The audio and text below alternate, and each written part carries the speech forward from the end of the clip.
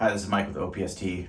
We're getting to springtime, getting the trout season, putting our steelhead gear away, and I want to talk about some of the stuff and the questions that we get asked and try to help people out. One of the things we're going to talk about is our Commando head versus our Commando Smooth. People aren't quite sure what the difference is. The cool part, they're essentially the same line. So whether you get the Commando head or the Smooth, the head is the same. The advantage the Smooth has is it has a full integrated running line. And what a full integrated running line is like your weight forward floating line. Once it gets past the head, it's just basically level fly line that floats. So hence why we call it the Smooth. When you cast, when you strip back in, if you go through your guides, you don't have that loop to loop. So that's the Smooth part. Again, it is just like the head. So the next questions that we get a lot are, I want to fish a floating line, so can I just put a leader on the end of this? And for either one of these or any kind of Skagit style line in general, the answer is no. You need to add a tip for it. Whether it's a sink tip or a float tip, you know, we have our float tips. These are the micro trout ones, micro floating. We do these in 5, 7.5, and 10 foot. You have to have the finish of basically your line. The Commando head is fat and it ends bluntly, and these are a tapered floating line, and that finishes your taper off, which will turn your fly over. It'll also take the momentum off of your Commando head, where you tend to see damage if you try to do it the other way. It's gonna hinge. Your leader is gonna want to basically fold over on itself because it's so much softer than the head, and then a lot of times it'll damage your loop of your actual head. So we have tapered floating tips, like I said, 3 different styles, different lengths, and different applications. So if you're fishing tight quarter stuff and don't need your goal is not to fish far, but you just need a tip, the 5-footer works. Or if you're fishing a 2-weight or a 3-weight or a short 4-weight single hand rod, go with the 5-footer. If you're doing 9-foot 4-weight, 5-weight, 6-weight, you can put into the 7.5 or the 10-footer. And again, situational is if you're fishing really tight quarters, shrink down to that 7.5. If you're fishing something more like the Deschutes or bigger water, or even the Yakima where you have, you can make a really long cast, the 10-footer works out well. And it just, what it does is, why I say the 10-footer versus the 7.5 on those big casts, if you have a 7.5 foot or our 8-foot D2, 7.5 foot sink tip that we do in our trout series, the weight of that sink tip sinking in the water builds your anchor, so it slows your momentum down and you won't blow anchors very easily. But if you transfer that into a floating and still try to power through it the same way, what will happen is you'll blow your anchor all the time. So you have to change your cast a lot. And basically the answer to that is if you're trying to power into long casts, lengthen that float tip out a little bit, and that'll help with your blowing your anchor, because again, your friction of a sink tip is down here in the water column when you go to cast, and it's coming up. A float tip's already on the surface, so it's already broke all most of the tension. So lengthen that out, that'll help a lot. The other questions that we get a lot of with the Commando head, you need a running line. So if you're setting up a reel and you haven't done this before, whether it's single hand or the 2-hand or the micro trout, first thing you do is find a reel. Guys ask what size reel. So if say like our 10-foot 4-weight, there's not a perfect answer for that because it's up to you. It's how you want it to work. What we tell people is if you have a 5-weight reel, it'll work perfect on our 10-foot 4-weight. And if it's a 3-weight rod, then a 4-weight reel. Kind of bump up one size, or a lot of the reels will say, hey, this is a 7/8. So if you had an 8-weight, put the 8-weight on there, or you could do an 8/9. Just depending on how you like reels. Some guys like them a little smaller, some guys like them a little bigger. But our heads are thick, so you expect them to take up a whole bunch more space, but they're also very short. And then you run a laser line behind that, which is very thin. So it doesn't build a lot more than your, say, 100-foot weight forward Rio Grande or something like that you're used to fishing. That it takes really close to the same amount of space up on your reel. So find a reel that you like. We talk to people all the time about open cage and closed cage, and what that means is an open cage reel, when you take the spool off, it's basically got two guides on the sides, top and the bottom, but it's open. So if you pull the spool off, you can pull line off of it. And a closed cage, when you open it, it's still got another collar all the way around the outside. So if you had line running through it and you pulled your spool off, the line's still running through the main frame of the reel.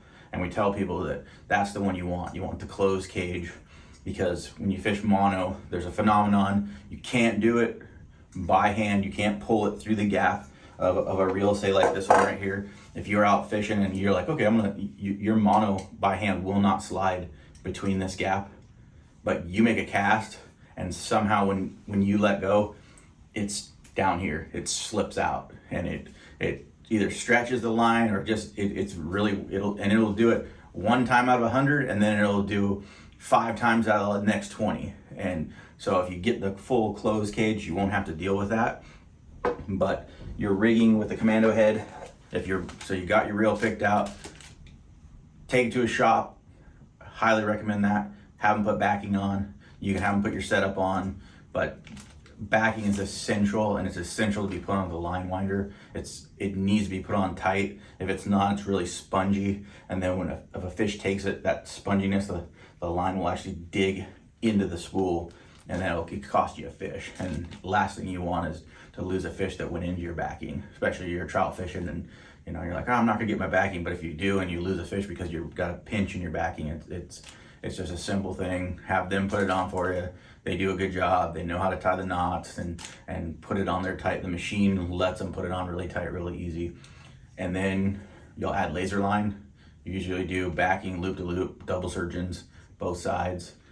Spool this on, add your Commando head, loop to loop again, and then your tip. And if you're gonna do trout season, so you got the shoots coming up, salmon fly, something like that, and you want to throw your Commando head that way and fish it differently than what everyone else is doing, then you'll throw your 7.5 or your 10-footer, loop that on. And then, unlike sing tips, being a floating tip, you want a longer leader. You want something 7.5 or 9 feet in the leader length, so it'll apply just like your normal trout stuff that you're used to.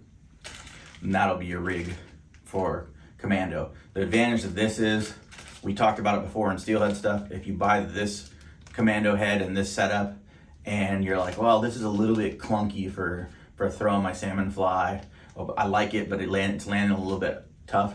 We brought up and talked about it during steelhead season last fall. It's the scanded style, which Europe brought to our attention with their salmon fishing, but you can do these on the short trout heads too. So what that is take this line, make some casts with it, Skagit style, and then if you're like, I want it to land softer, take your floating tip off, take your head off, flip it around. Instead of going, when you rig these go fat in forward. That's the proper way that they're designed for Skagit.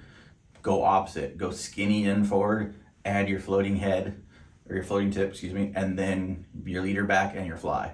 And that just basically will transfer that energy opposite. It's still got a taper to it, but it's gonna land much softer. So if that's an option that you wanna play around with, get the head.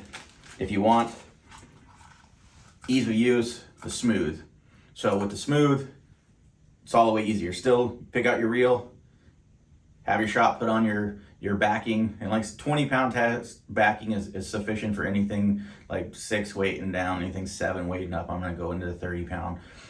Then the backing loops to this. There's no laser line. This is your running line. The orange part of this, your standard Commando color, is your head part. So that's super easy. Again, still need a tip, so add your tip. If you're doing floating, add a 7.5 or 9 foot leader, and then you're done with that setup. The advantage of Smooth is, again, it's smooth.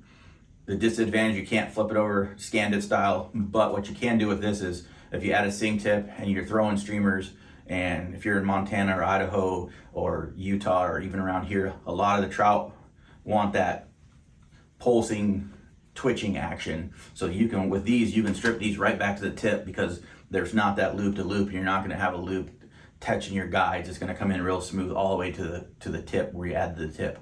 And then you can pick back up, dump it back out, and launch it again. So if you're doing lots of cast and strip, I would recommend the Smooth. If you're doing more shooting out, more traditional swinging for trout, and then want to do some dry fly stuff, but softer presentation, then the Commando head will be where you want to be. pretty simple, but everything has to have a tip on the end of them. And it can be, you can do your sing tips or you can do your float tips, but they have to have a tip, and then you'll have tippet. If you're doing a sing tip, stay short on your leaders, 3 to 5 foot. If you're doing floating, lengthen those leaders up to your standard trout stuff you're used to, the 7.5 to 9 foot. And I think you'll have a lot of fun. And like I said, if you have a Commando head already, so our 10-foot 4-weight, for an example, we got rigged up here, and then we have a 9-foot 5-weight single hand rod. If you wanted to, you can play around with both of these. You can take this reel off and put it on here. They'll throw the same line. So if you're getting in places and you want to play with the single hand Skagit stuff, you can still do that. You can do that with this rod too. But if you had this, it'll take the same reel, same line, everything. So if you're new to this and you want to get into it, and you're like, I got a 9-foot 5-weight, you can reach out to us and we can set you up with either the Smooth or the Commando head. With a 9-foot 5-weight, for example, that's a 200 grain. So you're gonna have your reel, it's a 5-weight rod, do a 5.6 reel, have your backing, go 30-pound laser line, 200 grain Commando head, and then I would do like the 7.5 foot trout, or you can do the 10, but I would do the 7.5. That's just a good overall one. And then again, get a trout leader that's 7.5 to 9 foot, add either your hopper or your salmon fly, depending on where you're at, and give it a try. I think you'll have a lot of fun with it, especially those big bugs. The big bugs with a single hand rod tend to be cumbersome to cast and they don't want to turn over. Our Commando series works really well for turning over big bugs, versus when guys go, hey, I'm fishing a little tiny dry fly, really delicate, I'll tell them, hey, that we don't, I would recommend that you would get a delicate dry fly oriented line for that presentation. But for these bigger bugs that we have coming out that need the power to turn over, try our Commando heads. I think you'll really like them.